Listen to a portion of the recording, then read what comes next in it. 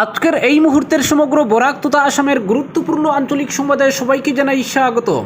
আজ 23 এপ্রিল বুধবার। আজকের সন্ধ্যার বিশেষ বিশেষ খবর হলো, ইয়াবা ট্যাবলেট সহ এক যুবককে আটক করল সোনাই পুলিশ। আজ শিলচর আইজল জাতীয় সড়কের কাজীডহর এলাকায় বিশ্বস্ত সূত্রের ভিত্তিতে অভিযানে নেমে সোনাই পুলিশ AS 11 DC 0297 নম্বরের টেম্পোতে তল্লাশি করে মোট 10,000 ইয়াবা ট্যাবলেট উদ্ধার করা হয়। আটক করা হয় 24 বছর বয়সের সাইদ আহমেদ লস্কর নামের এক যুবককে। তার বাড়ি বড়জেলেঙ্গা ষষ্ঠ খণ্ড বাসখালে। নেতৃত্বে ছিলেন সোনাই ওসি বিশ্বজিৎ নাথ সহ অন্যান্যরা। পরবর্তী খবর, কংগ্রেস বিজেপিকে ভয় পায় না, বিজেপি ডরায় কংগ্রেসকে, বললেন বিধায়ক মিসবাহুল। কংগ্রেস বিজেপিকে ভয় পায় না, বিজেপি কংগ্রেসকে ভয় পায়, বললেন রাজ্যের প্রাক্তন মন্ত্রী তথা বড়খলার বিধায়ক মিসবাহুল ইসলাম লস্কর। বড়খলার নবগঠিত চাঁদপুর মণ্ডল কংগ্রেসের ডাকে আঞ্চলিক পঞ্চায়েত সদস্যা ওয়াহিদা সুলতানা লস্করের সমর্থনে এক নির্বাচনী জনসভা অনুষ্ঠিত হয়। তিনি বলেন, বিজেপি কংগ্রেসের একাংশ প্রার্থীকে ভয় এবং প্রলোভন দিয়ে মনোনয়ন প্রত্যাহার করে নিয়েছে। এতেই প্রমাণিত হয় বিজেপি কংগ্রেসকে ভয় পাচ্ছে। চাঁদপুর মণ্ডল কংগ্রেস সভাপতি আহমেদ হোসেন মজুমদারের সভাপতিত্বে নির্বাচনী সভার উপস্থিতি দেখে বিধায়ক মিসবাহুল ইসলাম লস্কর সন্তোষ প্রকাশ করেন। তিনি চাঁদপুর জিবির আঞ্চলিক পঞ্চায়েত সদস্য পদে কংগ্রেস প্রার্থী ওয়াহিদা সুলতানা লস্করকে বিপুল ভোটে জয়ী করার আহ্বান জানান। তিনি বলেন, এবার বড়খলা আঞ্চলিক পঞ্চায়েত বোর্ড কংগ্রেস দখল করবে। বড়খলা আঞ্চলিক পঞ্চায়েতে 14টি জিপি রয়েছে।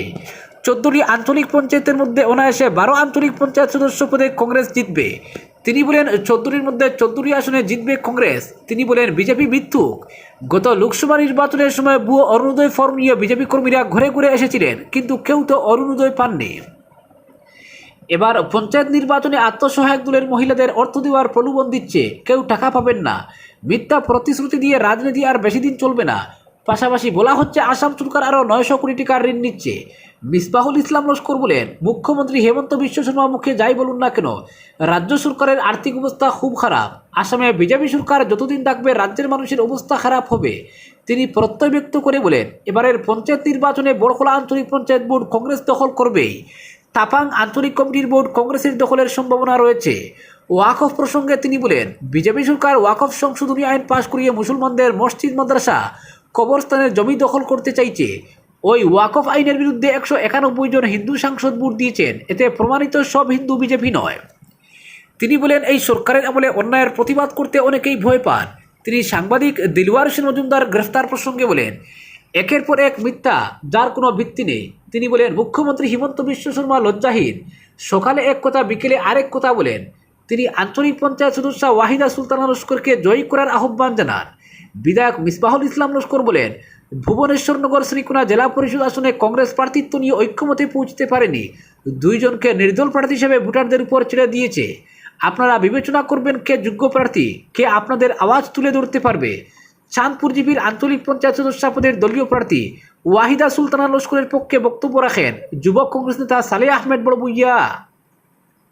পরবর্তী খবর, 5,000-এ বিক্রি করা নবজাতক উদ্ধার গুয়াহাটি পুলিশের। 7 দিনের একটি শিশুকন্যাকে তার নিজের দাদা মাত্র 5,000 টাকায় বিক্রি করে দিয়েছিল। গুয়াহাটি পুলিশের দ্রুত অভিযানে শিশুটিকে সফলভাবে উদ্ধার করা হয়।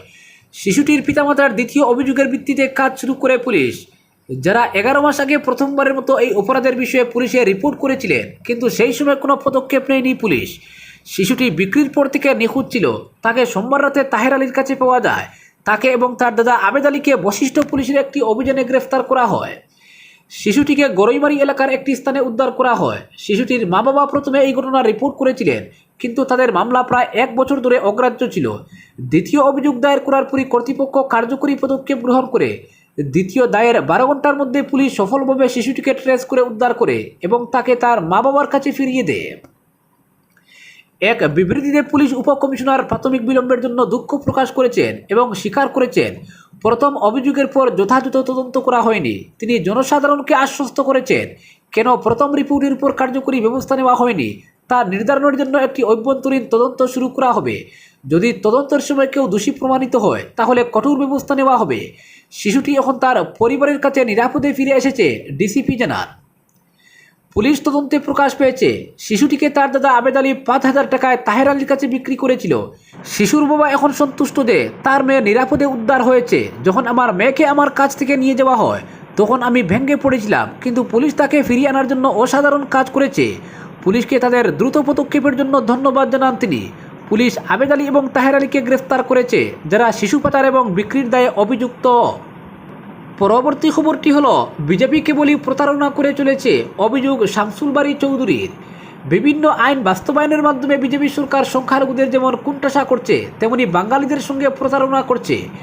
ডিলিমিটেশনের নামে করিমগঞ্জ জেলার কেন্দ্র কর্তন করা, বিভিন্ন প্রতিযোগিতামূলক পরীক্ষা কেন্দ্র সরানো সহ ওয়াকফ আইন সংশোধনের মাধ্যমে এক শ্রেণীর মানুষের অধিকার কেড়ে নেওয়ার চেষ্টা করছে বিজেপি বলে অভিযোগ করেন কংগ্রেসের শ্রীভূমি জেলার পুরাখাওয়া নেতা তথা নিলামবাজার জীবীর কয়েকবারের সভাপতি শামসুল বারী চৌধুরী বিলু। তিনি বলেন, বিজেপি সরকার ক্ষমতায় আসার পর থেকেই সংখ্যালঘুদের টার্গেট করা হয়েছে। প্রথমে 3 তালাক, এরপর বাল্যবিবাহ এবং এবার ওয়াকফ আইন সংশোধনের মাধ্যমে সংখ্যালঘুদের অধিকার কেড়ে নেওয়া হচ্ছে। ওয়াকফ আইনের বাস্তবায়নে সংখ্যালঘুরা চরম বিপন্ন হবেন এবং বিজেপি নেতারা ভোটের স্বার্থে সংখ্যালঘুদের আজ বিভ্রান্ত করছেন। কংগ্রেস দলের তরফে দেশের সর্বোচ্চ আদালতে মামলা দায়ের করা হয়েছে এবং আদালতের রায়ে সবকিছু বেরিয়ে আসবে বলে মন্তব্য করেন বিলু চৌধুরী। বলেন, বিজেপি সরকার উন্নয়নের নামে বাঙালির সঙ্গে প্রতারণা করছে, যার প্রমাণস্বরূপ ডিলিমিটেশন করে শ্রীভূমির একটি আসন যেমন কমানো হয়েছে, তেমনি বিভিন্ন প্রতিযোগিতামূলক পরীক্ষা কেন্দ্র সরিয়ে নেওয়া হয়েছে। মুখে সবকা সাথ সবকা বিকাশ বললেও বিজেপি সরকার বাঙালিদের শুধু ভোটের স্বার্থে ব্যবহার করছে বলে অভিযোগ করেন তিনি।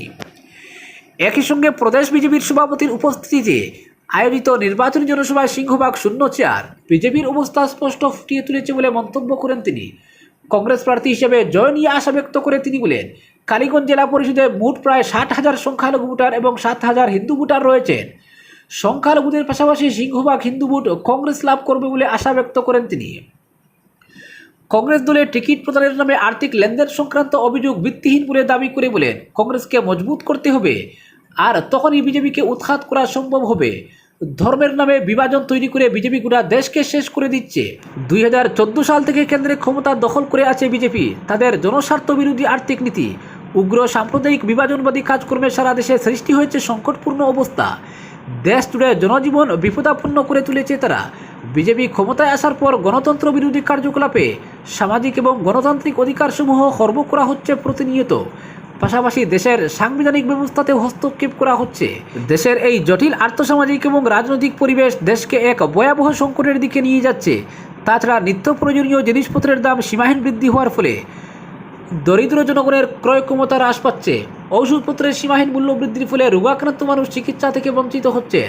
দেশের রাষ্ট্রায়ত্ত সম্পদ বিক্রি করে দেশের অর্থনৈতিক ব্যবস্থা ধ্বংস করে দিচ্ছে বিজেপি। বেকার সমস্যা তীব্র রূপে বৃদ্ধি হচ্ছে। কর্মসংস্থানহীনতায় বেকাররা আজ দিশেহারা। হিন্দু মুসলমান বিভাজন তৈরি করে গুরুত্বপূর্ণ ইস্যুগুলো থেকে কৌশলে জনগণের দৃষ্টি ঘুরিয়ে রাখা হচ্ছে। সংবাদ মাধ্যমের সঙ্গে কথা বলতে গিয়ে এভাবেই শাসক বিজেপিকে এক হাত নেন শামসুল বারী চৌধুরী। তিনি বলেন, আগামী বিধানসভা নির্বাচনে আসামে কংগ্রেস সরকার ক্ষমতাসীন হবে এটা নিশ্চিত, কারণ পরিবর্তনের আশায় যারা বিজেপিকে ভোট দিয়েছিলেন তারা সরকারের বিভিন্ন তুগলুকি কাজকর্মে অতিষ্ঠ। আজ যেখানে কংগ্রেস সরকার রয়েছে সেই রাজ্যে নিত্য প্রয়োজনীয় সামগ্রী, রান্নার গ্যাস, বিদ্যুৎ সব কিছুতেই বিশেষ ছাড় রয়েছে, কিন্তু আসামের অবস্থা বড়ই করুণ। তাই আসাম থেকে বিজেপিকে উৎখাত করতে সবার ঐক্যবদ্ধ হওয়ার আহ্বান জানান তিনি। বলেন, আসামের সংখ্যালঘুদের কংগ্রেস ও নির্দলীয় প্রতীক চিহ্নকে চুড়ে ফেলে দিতে হবে। তিনি বলেন, এখন মান অভিমান ও দলাদলির সময় নয়, এমনকি নেতাগিরির সময়ও নয়। গণতান্ত্রিক পরিকাঠামোকে বাঁচিয়ে রাখতে কংগ্রেসকে ক্ষমতাসীন করতে হবে। কংগ্রেস বাঁচলে এদেশের গণতন্ত্র বাঁচবে, ভবিষ্যতে প্রতিনিধিত্ব করার সুযোগ থাকতে পারে, আর এর জন্য সবার ত্যাগ স্বীকার করার আহ্বান জানান তিনি। বিশেষ করে দক্ষিণ করিমগঞ্জের কালীগঞ্জ, টিলাবাড়ি, বান্দরকুনা এবং লক্ষ্মীবাজার জেলা পরিষদ আসনে কংগ্রেসের অবস্থান ভালো রয়েছে, তবে কংগ্রেস কর্মীরা ঘরে বসে থাকলে চলবে না। আজকের বিশেষ সংবাদ এখানেই সমাপ্ত।